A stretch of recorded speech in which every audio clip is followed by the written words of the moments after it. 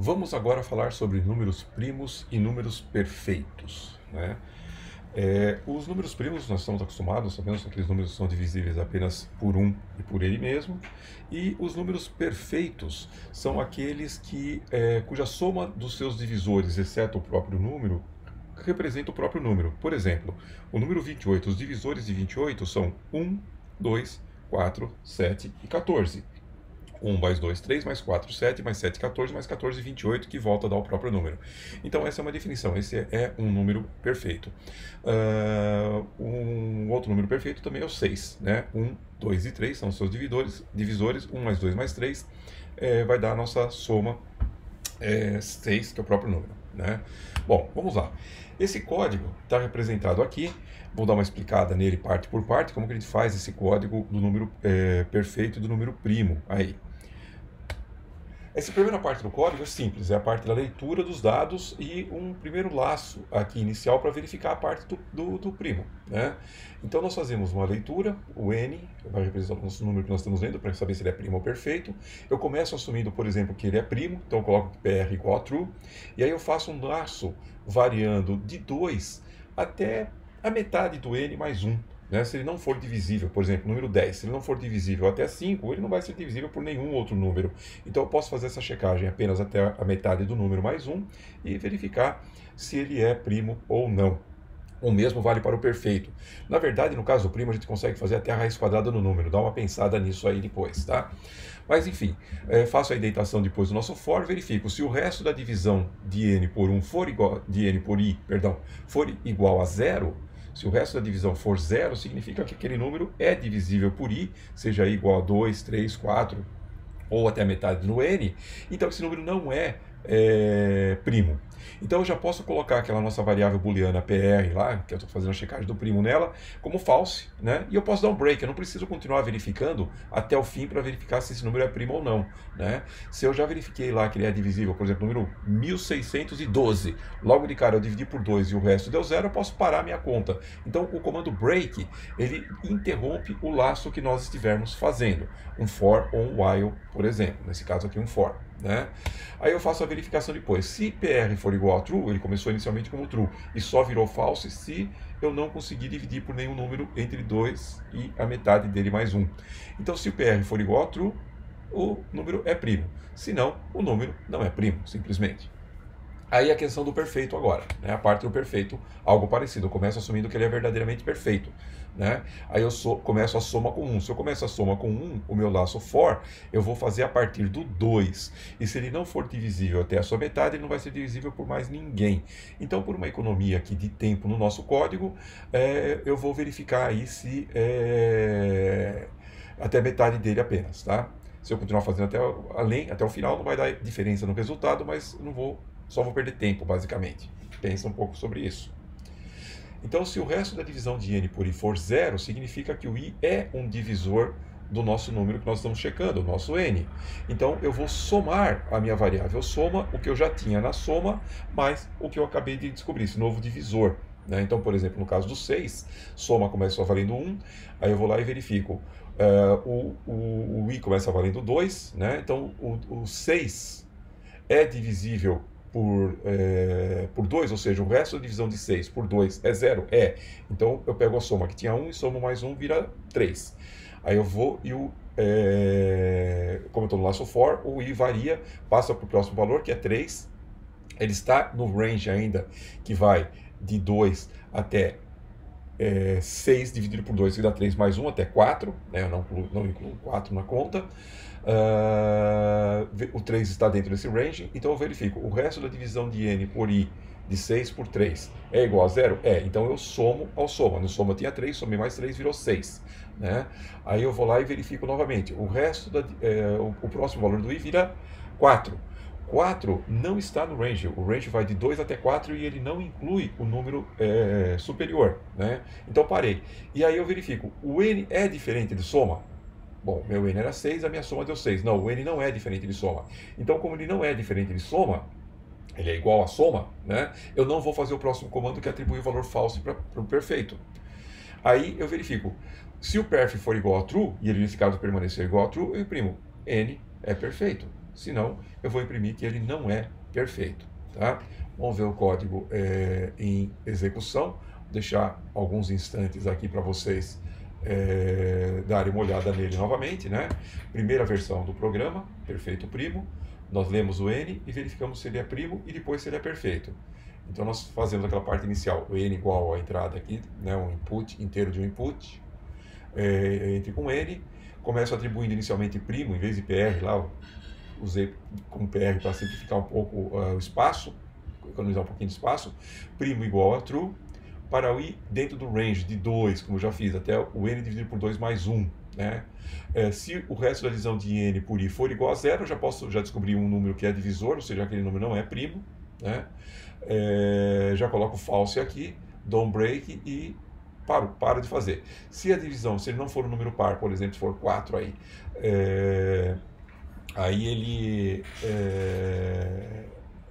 o resto da divisão também já deu igual a 0, o resto da divisão 4 dividido por 2 deu 0, então eu já posso colocar PR igual a falso, porque não, 4 não vai ser primo, e assim por diante. Depois que eu termino o meu laço do for da verificação dos diversos números, eu verifico PR igual a true, se for, ele é primo, se não, ele não é primo. Tá? E depois eu atribuo, e depois a mesma coisa aqui na parte mais abaixo do código, eu começo a parte do número perfeito. Né? Soma começa valendo 1, eu assumo inicialmente que o número é perfeito, coloco um laço da mesma forma de 2 até a metade do número, verifico, se o resto da divisão for 0, agora é o que eu quero achar. Se o resto da divisão for 0, eu incluo esse número, porque é um dos divisores de n. Então eu somo ele ao que eu tinha até esse momento na soma, e vou fazer dessa forma para todos os valores. Se no final o valor da soma for igual a n, aquele número é perfeito. Se não for, ele não é perfeito. E aí, se ele for perfeito, eu imprimo que ele é perfeito, se não, eu imprimo que ele não é perfeito. Vamos executar esse código. Limpar a nossa tela, clear screen, Python. Opa. Primo perfeito 1. Aí eu entro, por exemplo, com o número 101. Né? O número 101, opa, temos um erro aqui na linha 10. Vamos dar uma olhada no que aconteceu na nossa linha 10. PR não está definido. Ok, realmente não é PR, eu mudei para primo. Né? Estou chamando de primo aqui no meu código. Então vamos dar uma corrigida aqui na linha de cima também. Estou chamando de primo e não mais PR. Então, primo, primo. Erros acontecem, a gente corrige os erros, encontra o que aconteceu, executa novamente e entra com N. 101. Tá? 101 é primo e 101, no caso, não é perfeito. Tá? Se eu entrar com o número 28, 28 não é primo, mas 28 é perfeito. Tá? Essa é a primeira versão do nosso programa aqui, então. Nós podemos evoluir com o nosso programa para uma segunda versão do programa. Tá? Antes de fazer essa alteração aqui, que está colocada ali, eu vou separar criando o que eu chamo de uma função. Tá? Se vocês olharem, aqui o meu slide está um pouco fora de ordem, mas depois eu volto para essa parte aqui, pular aquele slide, a gente volta nele depois para a parte final do exercício. O cálculo do primo, ele é basicamente executado por esse código, por esse trecho do código aqui. Primo, no meu caso lá, igual a true, para ir no range de 2 até n mais 1, n dividido por 2 mais 1, se for 0, não é primo e acabou. Tá? Então eu posso separar essa parte no código e criar uma função para esse trecho do código, e ao invés de eu executar ele, eu executo a minha função. Então eu crio uma função. Como que eu crio uma função em Python? Eu uso a palavra reservada def, indicando que eu vou definir alguma coisa, e eu vou definir uma função que eu estou chamando de primo, que ela recebe um parâmetro que é o número n. Tá? E ela começa aqui assumindo que o PR é verdadeiro, é o mesmo código daqui, ó.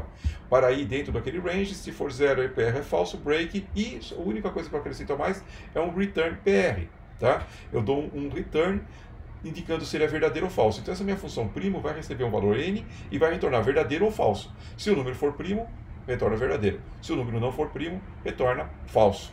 Tá? Isso é basicamente o que essa função primo faz.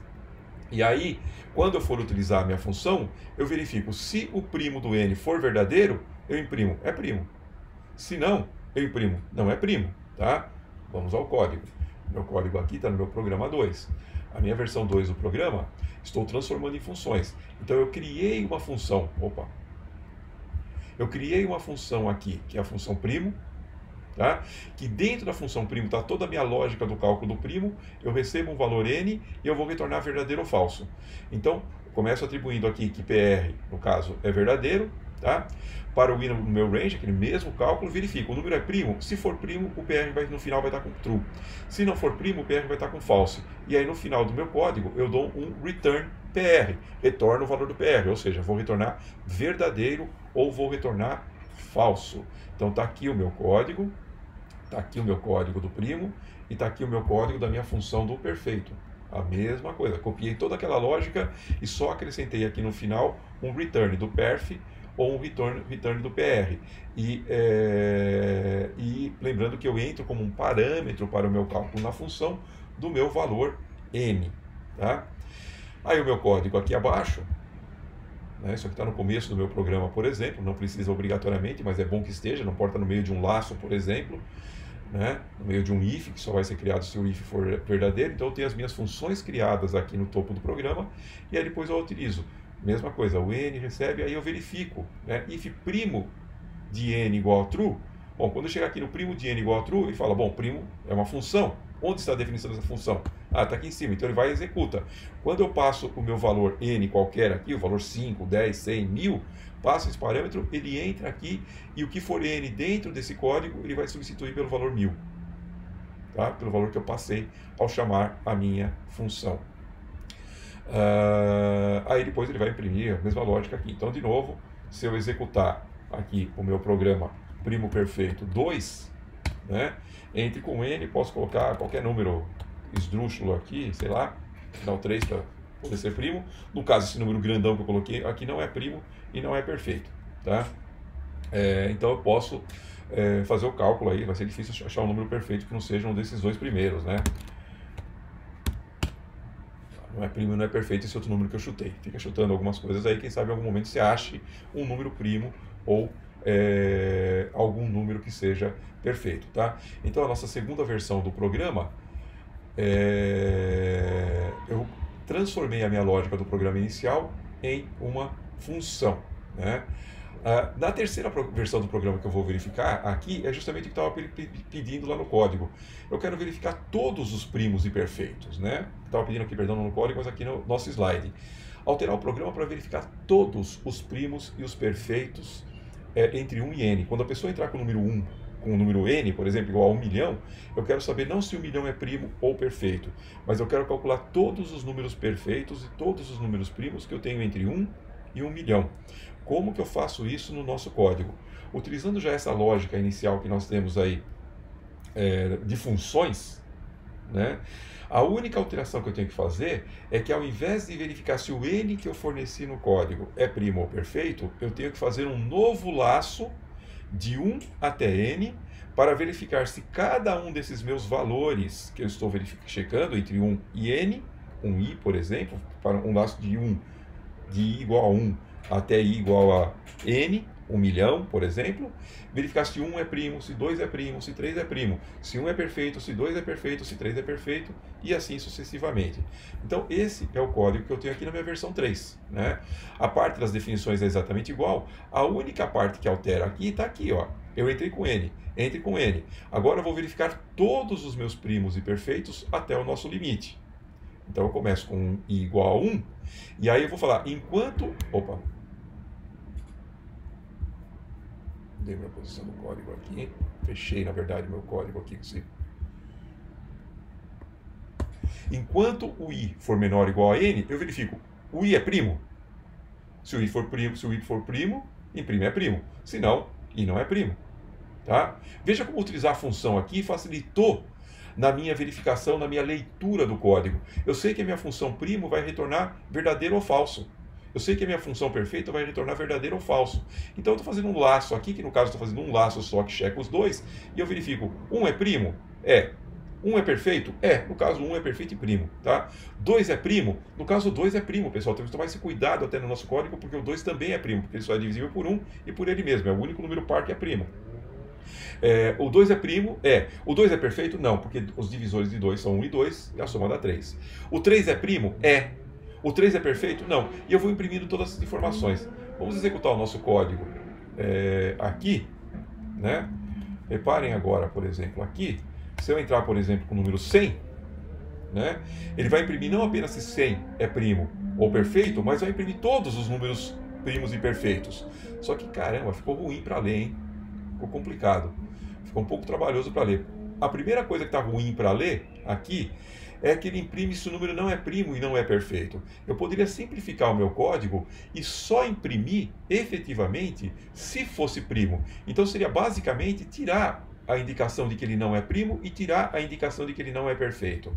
Na minha lógica, eu deixei isso no programa 4 aqui. A única diferença do meu 3 para o 4 é que eu tirei a impressão do else, né? Então, quando eu executo aqui agora e executo o meu programa 4 e não o 3, e eu entro com n igual a 100, ele imprime só os primos e os perfeitos, olha lá, né? Do começo aqui, ó. 1 é primo, 1 é perfeito, 2 é primo, 3 é primo, 5 é primo, 6 é perfeito, 7 é primo, 11 é primo, 13, 17, 28 é perfeito aqui. E vai indo imprimindo todos os outros números primos e perfeitos. Novamente, olhando esse código, olhando essa saída do nosso programa, ela tem um defeito grave. Ela tem um defeito grave aqui na saída em si, que é o fato de que eu não consigo exatamente ver. Imagina se não estivesse rodando até 100, mas ficava difícil para ler essas informações. Imagina se ao invés de 100 eu estivesse executando aqui até 1 milhão. 1000, 1 milhão. Tá? Fica difícil para ler essas informações. Veja que ele passou por algum perfeito ali no meio do caminho, né? Mas fica muito ruim essa minha saída aqui. Então seria muito mais adequado se, ao invés de eu fazer a minha saída em tela, na tela, se eu gravasse um arquivo com essas minhas informações. Gravasse um arquivo, por exemplo, com as informações do número primo e gravasse um outro arquivo com as informações do número perfeito, tá? Vou gerar uma saída. Nós estamos começando agora a trabalhar também com entrada e saída em arquivos, tá? Então, significa, mudando, enquanto ele termina de fazer os cálculos aqui, ó, eu vou para esse slide. Quando eu vou trabalhar com arquivo, a primeira coisa que eu tenho que fazer é dar um nome para o meu arquivo, o nome que meu arquivo vai ter no disco. Eu vou criar um arquivo no disco, então eu vou dar aqui, criar uma variável qualquer aqui, em que eu vou passar o nome do meu arquivo, primos.txt, por exemplo. No disco eu vou trabalhar com o arquivo primos.txt. Eu vou criar uma outra variável aqui, que vai ser uma variável que vai especificamente relacionar o meu código com o arquivo em disco, tá? Então eu estou falando para essa minha variável arquiprimo, abra o arquivo que tem esse nome aqui, que eu poderia colocar primos.txt aqui diretamente, e abra ele para escrita. Eu vou estar gravando nesse arquivo, não vou estar lendo. Eu só posso ler ou gravar, não posso fazer as duas coisas ao mesmo tempo no arquivo. Se eu quiser ler e gravar, eu tenho que abrir para leitura, fechar e abrir para gravação, tá? Então, os 3 comandos importantes aqui para nós ao trabalhar com o arquivo, essa primeira versão que nós estamos trabalhando, os primeiros comandos que estamos aprendendo eu preciso abrir o arquivo com o open. O open é que vai me dar a relação que eu vou abrir esse arquivo no disco. Qual é o nome do arquivo que eu vou abrir? Posso colocar entre aspas aqui dentro o nome do arquivo, ou posso estar colocando numa variável como está aqui. E qual é a classificação, qual é o tipo de abertura que eu vou fazer com esse arquivo? Vai ser para leitura ou para escrita? Então, nesse caso aqui é para escrita, write. Tá? Quando eu for escrever, ao invés de dar um print no arquivo, eu dou um write. Eu chamo esse meu objeto, chamo o meu objeto do arquivo primo aqui e dou um ponto write, né? Passando aqui a nossa o nosso fprint, o nosso comando F para indicar que eu estou utilizando aqui variáveis aqui no meio, né? E eu dou um write no arquivo.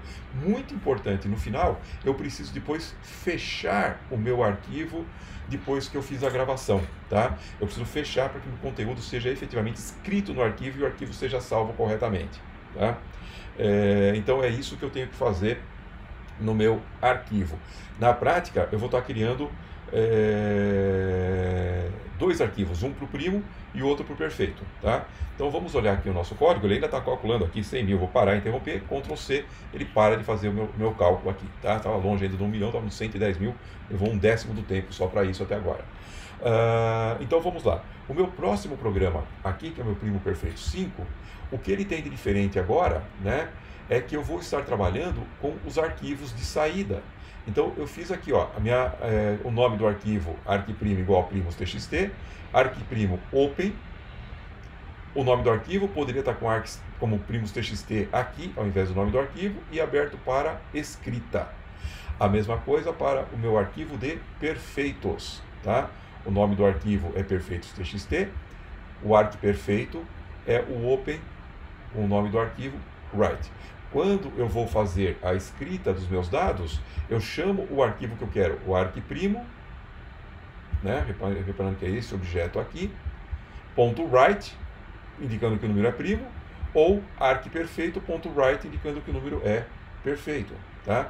E aí depois eu sempre mantenho meu laço da mesma forma que antes, e aí eu fecho os meus dois arquivos, o arc primo e o arc perfeito, tá?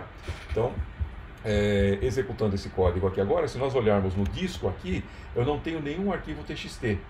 Quando eu executar aqui o meu Python prog, ó lá, escrevi PRO, se eu apertar a tecla de tabulação, PR de primo, a tecla de tabulação, ele vai varrendo os diversos arquivos que tem nome começando por PR, tá?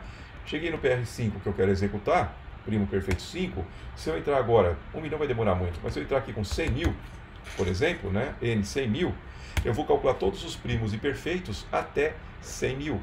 Vai levar um certo tempinho, aguardamos. Enquanto nós aguardamos o cálculo, eu vou deixar aqui no código para vocês darem uma olhada novamente, né? Lembrando que o que mudou nesse programa, desde o início, nós criamos as funções de definição de perfeito e de primo, né? Nessa execução aqui agora, especificamente, nós estamos criando dois arquivos, um chamado primos.txt e outro chamado perfeitos.txt, e vou estar gravando em cada um deles, estou abrindo o arquivo, abrindo o outro arquivo, né, com dois nomes diferentes aqui, o arc primo e o arc perfeito. Se eu encontrei um primo, eu vou gravar no meu arquivo de primos. Se eu encontrei um perfeito, vou gravar no meu arquivo de perfeitos, tá? Aí eu faço o meu i mais igual a 1 e eu lembro de fechar os meus dois arquivos no final, quando eu terminei a minha execução, tá? Ele ainda está calculando, deve levar mais alguns instantes, então aguardamos aqui. Enquanto nós aguardamos, deixo o código para vocês darem mais uma olhada nele ainda, tá? Dá um tempinho para vocês irem copiando o código aí. A nossa definição do primo com a nossa definição do perfeito.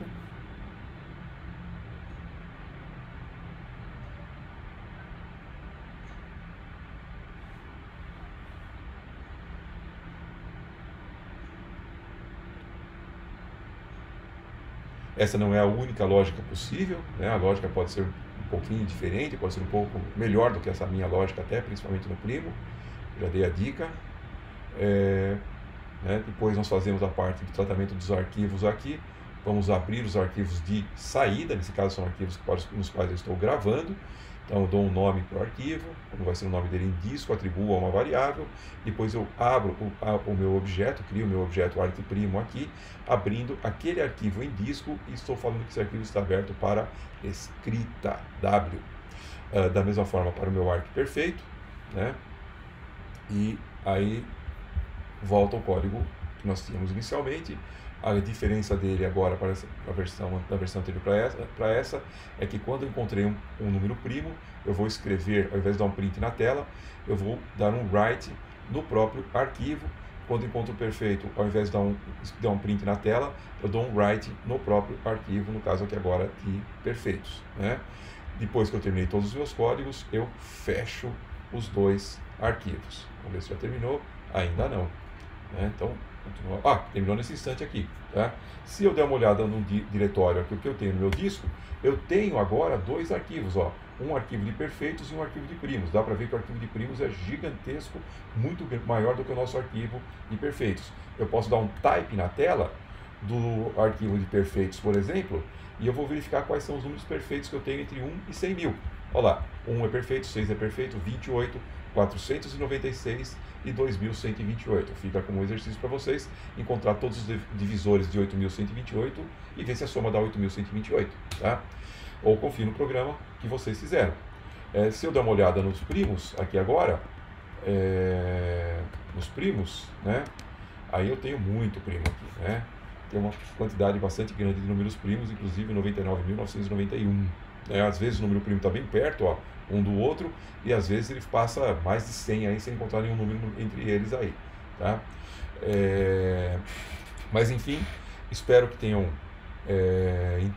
compreendido essa aula e conversamos com vocês em breve. Obrigado.